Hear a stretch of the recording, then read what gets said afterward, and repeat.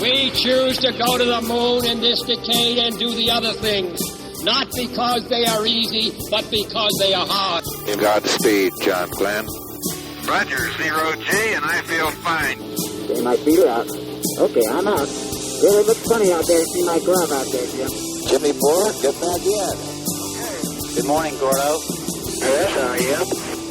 How does it feel for the United States to be the new record holder? At last, huh? By cooperating together in these new realms of infinity. We have a liftoff, 32 minutes past the hour. Liftoff on Apollo 11. Houston, Tranquility Base here. The Eagle has landed. Hello and welcome. This is Michael Annis, and you're listening to episode 62 of the Space Rocket History Podcast. I recommend listening to episode 60 and 61 before you listen to this episode. And now, Gemini 4 with James McDivitt and Edward White, The Duration, Part 3. When we left off from episode 61, Ed White had just completed his historic spacewalk and had returned to the spacecraft. Now it was time to pursue the next goal of achieving a long-duration flight lasting up to 4 days. This was longer than any U.S. astronaut had spent in space. Of course, in a long-duration flight, the astronauts had to sleep, eat, and eliminate waste. First, let's cover sleep. White and McDivitt had intended to sleep alternate periods of 4 hours each, but this was hard to do. The constant crackle of radioed information and orders and the occasional automatic thruster firings kept them awake. Whoever was on duty frequently bumped into the sleeping astronaut in this very small capsule. So sleeping did pose a problem. Now let's move on to food. In a weightless environment of space, astronauts exert less energy in conducting their work than if they were on Earth. Gemini astronauts were allotted 2,500 calories a day during space missions, which was less than their normal intake of 3,000 calories. The food, which had 99% of the moisture removed to reduce weight, had an average content of 17% protein, 32% fat, and 51% carbohydrates. Several of the food issues from the Mercury missions were addressed for the later Gemini missions. First, toothpaste-style tubes were abandoned. Dehydrated, freeze-dried, and bite-sized foods coated with gelatin or oil to prevent crumbling were introduced during Project Gemini. For later flights, onboard hydrogen-oxygen fuel cells provided a source of water that could be used to moisten dehydrated or freeze-dried foods. Freeze-dried foods were prepared by quick-freezing cooked items, which were then placed in a vacuum chamber where they were heated to remove all water. Natural oils, however, were retained. The items were then vacuum-packed in a 4-ply laminated container with a water valve at one end. Foods preserved in this manner could be kept at room temperature for long periods of time.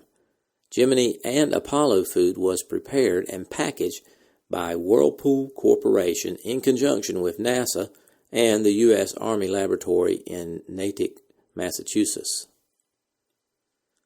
When it was time to eat, the astronauts rehydrated a freeze-dried meal using a water gun to inject cold water into the package.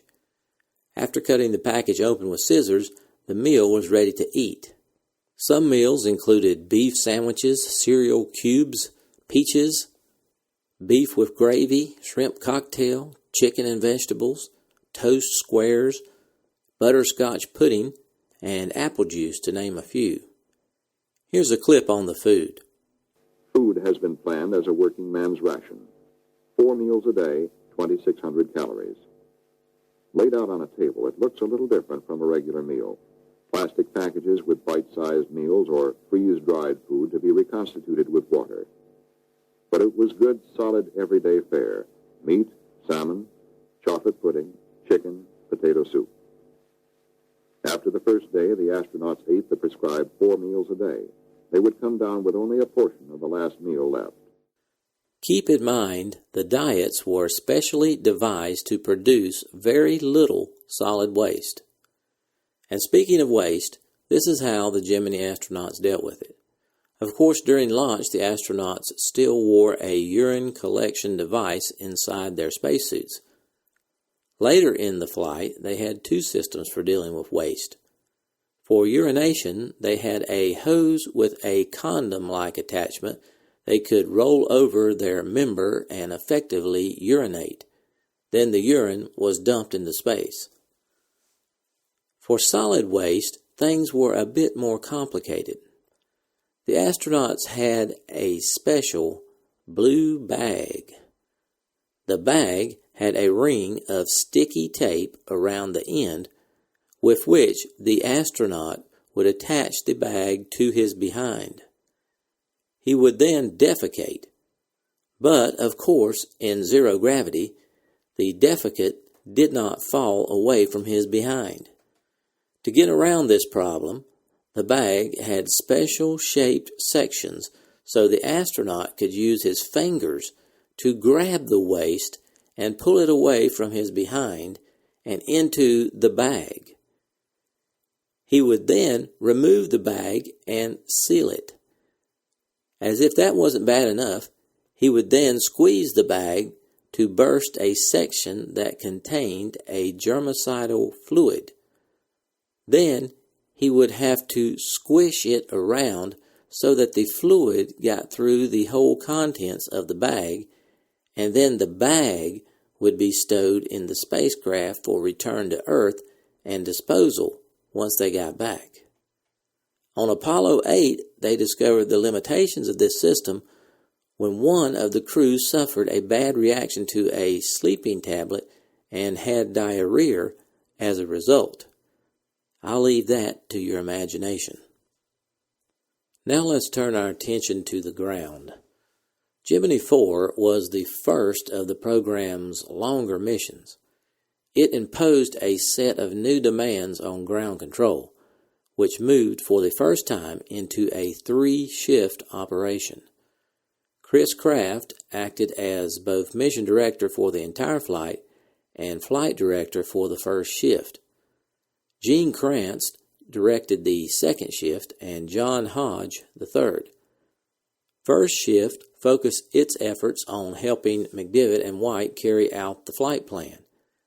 The second shift concerned itself mainly with keeping track of systems performance and the use of such consumable stores as oxygen and fuel. The third shift concentrated on real-time flight planning. Of course, the basic framework of the flight plan was set before launch, but on the basis of what had already been achieved, how systems were working, and what stocks of fuel and other consumables remained, the third shift tuned the flight plan with specific instructions for the crew on tasks to be done or eliminated during the day ahead. Backing up the flight control teams were a number of systems experts who stood by in the staff support rooms of the new Mission Control Center. They included not only NASA specialists, but also contract people, some of whom were assigned full-time to Houston while missions were in progress. At their home plant, other teams maintained systems under simulated flight conditions to provide quick answers to flight problems. Technical monitors and principal investigators were also on hand in the Mission Control Center for the Gemini Experiment Program, which was now more methodically handled by a new Experiments Program Office under Robert Peeland in the Engineering and Development Directorate.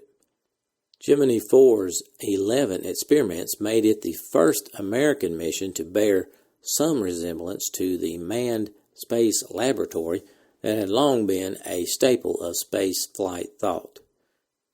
Gemini 4 was also the first mission to employ systematic methods to gather, evaluate, and publish information quickly, another demand imposed by longer flights and shorter intervals between missions.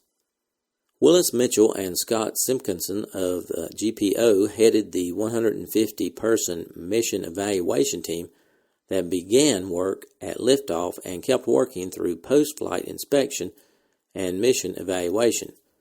Gemini 4 served as a training ground for pilots, flight controllers, and evaluators alike, setting the style for later Gemini missions as well as the future Apollo flights. Meanwhile, back in space, McDivitt and White drifted, watching systems, making observations, and doing experiments.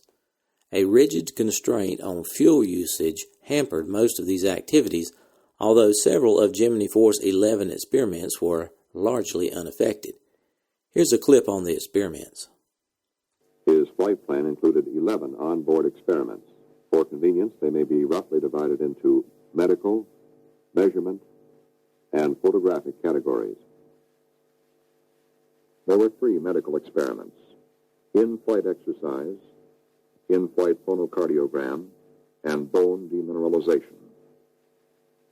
The 5 measurement experiments included measurement of radiation, spacecraft exterior, radiation, spacecraft interior, measurement of the electrostatic charge accumulated on the spacecraft exterior, measurement of the direction and amplitude of the Earth's magnetic field, sextant-type measurements for navigation study. And finally, there were 3 photographic experiments: synoptic weather photography, synoptic terrain photography, Earth limb photography. All 11 experiments are important in increasing our knowledge of how man will live and work in space, but the photographic experiments are visually more interesting to us. As Gemini 4 swept over Africa, it looked down on the ancient Nile Delta from approximately 120 miles in space. In a single photograph, it caught a view that includes portions of 7 countries in which some 25 million people live. The Earth's limb, or boundary layer of red and blue above the atmosphere, was the subject of another experiment. Reduced to a gray scale by filters, these photographs will be studied with a microdensitometer to determine the excess elevation of the blue limb above the red as an aid in space navigation. Experiment D8 checked radiation in the spacecraft by using 5 dosimeters. There was heightened interest for this experiment when Gemini 4 was passing through the South Atlantic anomaly, which is an intense pocket of the ionosphere where radiation levels were considerably higher than in all other regions. In the simple navigation experiment D-9, the pilots used a handheld sextant in an attempt to get celestial navigation readings to judge sextant operation and navigational accuracy. McDivitt and White both agreed that the sextant might be useful for Apollo. McDivitt and White had good fortune in the synoptic terrain 5-5 and synoptic weather 5-6 photography experiments. The 70mm Hasselblad calendar worked well, and in a tourist-like manner, the astronauts tried to capture the view. They were especially interested in the Nile River area. One saw Cairo, then the other saw Alexandria, and White remarked that a landmark near a body of water was easier to spot. On one occasion, they snapped pictures from the Pacific coast to Texas, showing good geological detail. They performed like professionals in getting pictures of weather phenomena. Unmanned TIROS weather satellites provided coverage for 640 kilometers, but Gemini 4 gave the meteorologist a closer look, without a mosaic patchwork, at cellular cloud patterns, cloud layers and tropical disturbances, lines of cumulus clouds over the ocean, and thunderstorm areas.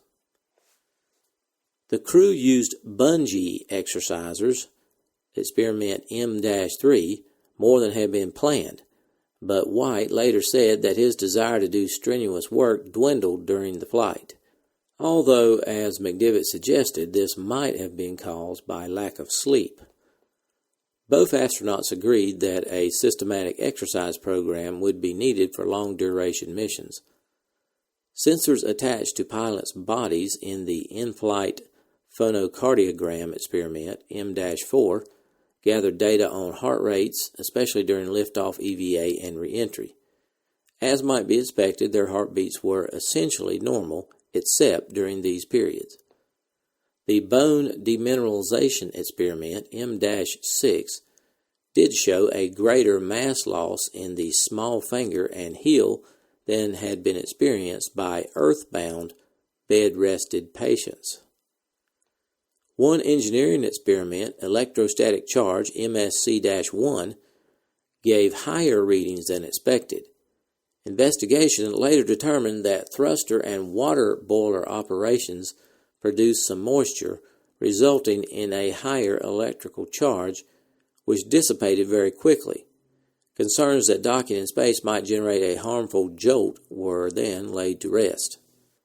The proton-electron spectrometer and triaxis magnetometer radiation experiments provided useful data about Earth's radiation environment and the magnitude and direction of local geomagnetic fields. Photographing the red-blue Earth limb was the final experiment, and it was designed to help train Apollo astronauts in making navigational fixes. Now back to the flight. On the second day in orbit, Gemini 4 obtained the new U.S. flight duration record. Here's the clip. On the second day, as Gemini 4 came within range of Hawaii, it set a new American space record. Everyone was pretty casual. Also would like to congratulate the new American space flight record. Congratulations. Roger, we got 5 more to go. As the flight progressed on orbit 48, after 75 hours of flight, a problem arose. During a pass over the continental U.S., the flight computer was updated. McDivitt was told to switch off the computer. He flipped the switch, but the computer did not turn off. On the ground at Mission Control, efforts to solve the problem began immediately. For the next few orbits, the crew received instructions for trying different switch positions. After all the switching, the computer finally quit entirely and could not be turned back on. Now the astronauts would have to resort to a rolling Mercury-type reentry rather than the lifting bank angle the computer was supposed to help them achieve.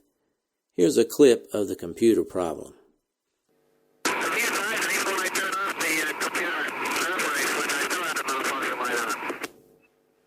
We'll work on it. We'll give you an answer when we get one. The malfunction was pinpointed in the 49th revolution. When it did not clear up, Mission Director Christopher Kraft made a decision. Gemini 4 would go to a rolling re-entry. He immediately queried the command pilot. Hey, Gemini 4, what is your feelings on a rolling re-entry versus a 90-degree bank angle? We're recommending rolling here. Yeah, get the job done, so why don't we go ahead with it? With the decision made to use a rolling Mercury-style re-entry, we resume our flight coverage at orbit 60. The 60th revolution, the fourth day, and the computer out, but no problem. The flight surgeons made their final checks. Both men were busy stowing equipment. Now television and radio were back again. A nation paused on a Monday morning, waiting to fly in with the crew of Gemini 4. On orbit 62, it was time to begin re-entry. At 97 hours 28 minutes, the astronauts fired their maneuvering thrusters in the proper retro attitude for 2 minutes 41 seconds. Afterwards, they jettisoned the equipment adapter. Then they heard 4 bangs of the retro rockets.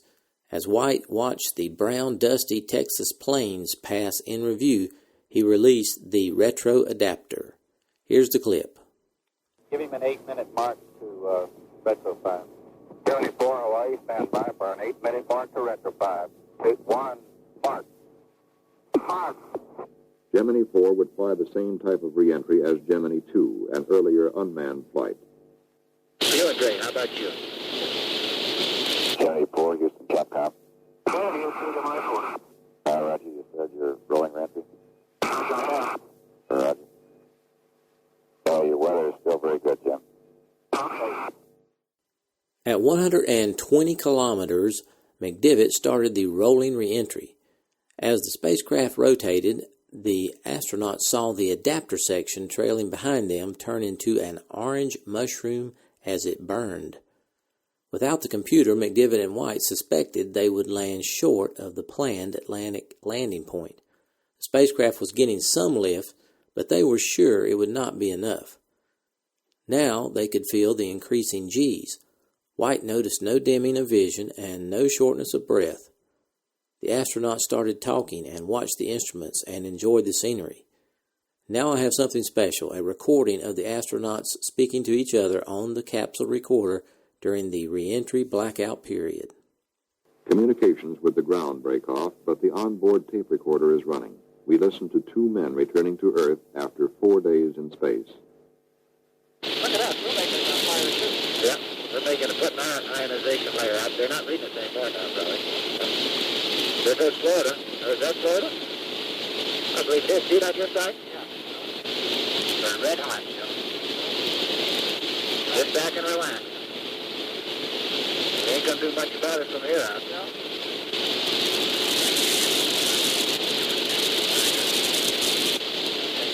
Get ready for the Jeep, man.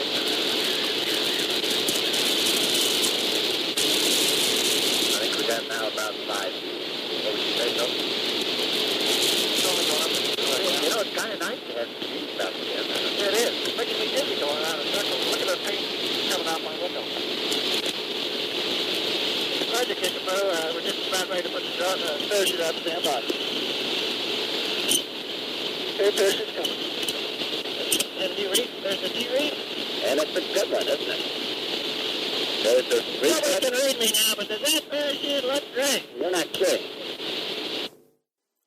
At 27,000 meters, McDivitt slowed the roll rate and stopped it completely at 12,000 meters. Shortly after, he deployed the drogue chute. When it deployed, the spacecraft gyrated instead of stabilizing. At 3,200 meters, the main parachute deployed and unfurled with a comforting shock. And then the astronauts braced themselves for the 1,500-meter two-point suspension mark. When the spacecraft assumed its new position, the crew lurched forward, then backward, but neither knocked their helmets against anything. The splashdown occurred at T plus 97 hours, 56 minutes, and 12 seconds. The splashdown was rough, slamming the capsule against the water, but White and McDivitt were back on Earth and safe. Here's the clip. During re-entry, the USS Wasp launched 13 search and recovery aircraft. 24 splashed down at 12:13 Eastern Standard Time, June 7, 1965. It was sighted by a search aircraft 7 minutes later. Navy frogmen swiftly attached the flotation collar, and at 12:39, Command Pilot McDivitt opened the hatch. Both men took a deep gulp of fresh air. 4 days in space had ended. Gemini 4 had missed its target by 80 kilometers, but several of the recovery ships had begun moving toward its landing site, and one helicopter crew was able to watch the spacecraft descend to the ocean. Within a few moments, swimmers jumped into the water and attached a flotation collar. Then the pilots were hoisted into the helicopter. During the helicopter ride, an MSC physician reported that the crew seemed to be in good shape. Nevertheless, everyone wondered about their physical condition after being weightless for so long. 57 minutes after touchdown, the crew stepped onto a red carpet on the deck of the aircraft carrier Wasp to be greeted by the ship's crew. Skeptics had predicted that the astronauts would suffer horrendous physical side effects during a long-duration flight, and that the recovery crews would find either dead bodies or unconscious astronauts hovering on the brink of death once they opened the hatches. However, the recovery helicopter pilot saw a totally different sight. He said, quote, "They were like a couple of kids playing on the beach, splashing in the salt water," end quote. Ed White was doing some kind of exercise that resembled deep knee bends. Both astronauts appeared to be in fine shape, aside from a slight case of seasickness on Ed's part, and being in desperate need of a shower and shave. Ed White commented on their distinctive aroma. Quote, "I thought we smelled fine. It was all those people on the carrier that smelled strange." End quote. On board the Wasp, Ed stated, quote, "I felt so good I didn't know whether to hop, skip, jump, or walk on my hands." End quote. In fact, on the day after landing, on his way to the ship's medical ward, White noticed some Marines and midshipmen having a tug of war. He joined the midshipmen for 15 minutes. Although his team lost, White certainly appeared strong and healthy. Immediately after the crew landed on the aircraft carrier, it was time for more medical examinations. A NASA information specialist who had seen Gordon Cooper stagger after his Mercury flight was surprised to see White do a little dance step, which immediately dissipated the tension in the air.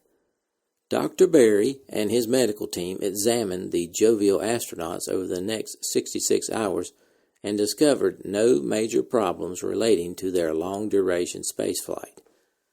But, in spite of their good moods, the astronauts had experienced some practical concerns during their flight. They found the work-rest cycle to be inadequate. Thoughts about running out of water had caused the crew to be overly conservative in their water intake, putting them at risk for dehydration. In addition, White noted that about 4 or 5 hours after eating, he began to feel as if his energy level was going downhill in a more pronounced manner than it did on Earth. Each time he ate, he noted a definite energy level increase. Those who knew Ed were not at all surprised to learn that hunger pangs were his biggest discomfort from the flight. He was known to have the most voracious appetite in the entire astronaut corps. Although space doctors failed to find an ounce of fat on his 170-pound frame, White could put away 2 full-course dinners at one sitting and ask for dessert with a straight face. Dr. Berry had to agree, as he found his patients fatigued but showing no sign of faintness. Although the loss of bone mass in the heel and little finger was not surprising, physicians were startled to find a loss in the volume of plasma circulating in the blood. Both McDivitt and White lost weight in space, as have all astronauts. McDivitt 2 kilograms, which is 4.5 pounds, and White lost 4 kilograms, which is 8.5 pounds. But they paved the way for even longer missions. And with White's voracious appetite, it did not take long for him to gain back the 8 pounds he had lost during his flight. Here's a clip. They were flown to the deck of the Wasp. Admiral William McCormick, commander of the Western Atlantic Recovery Forces, and his staff offered the first formal congratulations on the flight. The crew then walked to the carrier elevator, bound for their physical examination. A long series of physical examinations would follow in the days ahead. The condition of both astronauts was excellent. While the doctors were examining the crew, another group of men were scrutinizing other data just as closely. The engineers who designed the spacecraft and solved the problems took a hard look at what happened. They analyzed miles of coded tape which spell out each detail of the mission. The results were more than a demonstration of man's ability to go into space and return. Gemini 4 was a major advance in manned spaceflight operations, the first time 2 men had spent 4 days in space. The crew, eating, working, sleeping in space, demonstrated that man can perform a number of functions in the exploration of space in a properly controlled environment and suffer no significant ill effect from extended spaceflight. Colonel White demonstrated that an extravehicular astronaut could travel in a precise manner from point to point. For the first time during an extravehicular activity, the spacecraft was flown with steady control by its command pilot. Colonel McDivitt also performed re-entry under manual control, further evidence that man can circumvent problems which arise by carrying out a primary operation in a straightforward manner. Gemini 4 was an encouraging landmark in relation to the future objectives of both the Gemini and Apollo programs. All told, Gemini 4 made 62 orbits around the Earth, flying a grand total of 1,609,700 miles before splashing down in the Atlantic. Upon returning to Houston, White and McDivitt received a grand welcome home. President Lyndon Johnson took the opportunity to promote both men to the rank of lieutenant colonel and present each of them with a NASA Exceptional Service Medal. The city of Chicago threw McDivitt and White an enormous ticker-tape parade, and the University of Michigan awarded the newly created honorary doctorate degree of astronautical science to both of their alumni. After receiving the degree, White, who still was trying to adjust to his new military title, joked, quote, "I can hardly get used to people calling me colonel. I know in a million years I'll never get used to people calling me doctor." End quote. Finally, White and McDivitt, along with their families, were asked to represent the United States at the upcoming Paris Air Show, which they did. In spite of the presence of Russia's pride and joy, Yuri Gagarin, the U.S. Gemini space twins captured a great deal of media attention and promoted the U.S. manned space program internationally. The Gemini 4 capsule is now located at its final resting place, the Smithsonian National Air and Space Museum.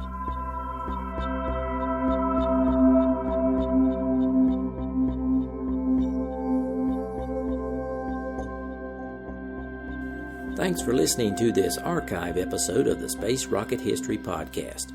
If you are financially able, please support the podcast by going to the homepage, spacerockethistory.com, and clicking on the orange Donate button or the Patreon link. Thanks.